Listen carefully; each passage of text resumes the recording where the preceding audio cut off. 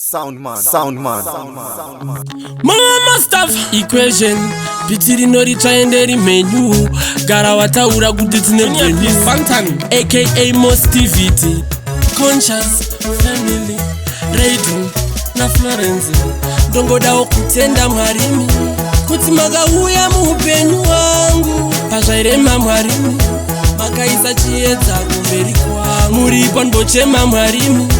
munondirwira muhondo dzangu inini ndotenda mwarimi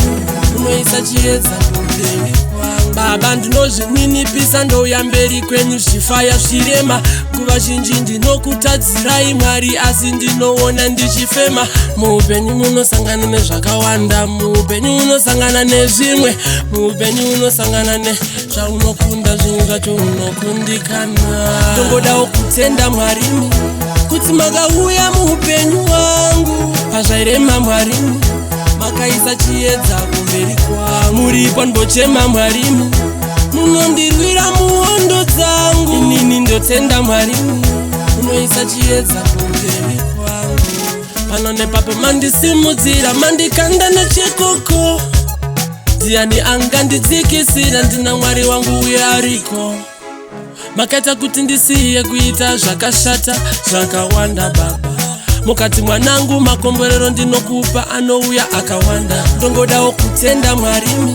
kuti makauya muupenyu wangu pazvairema mwarimi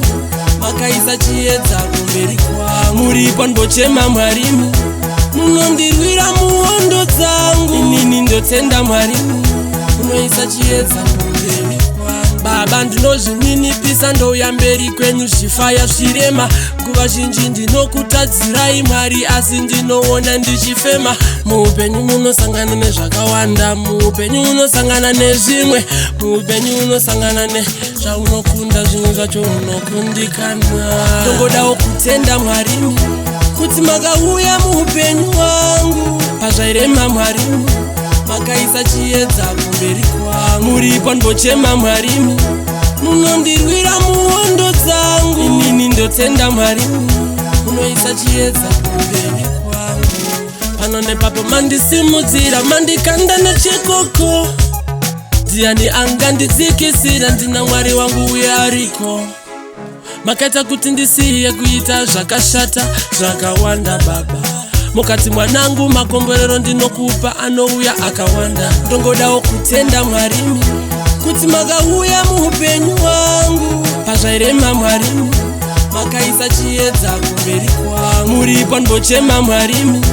munondirwira muhondo dzangu inini ndotenda mwarimi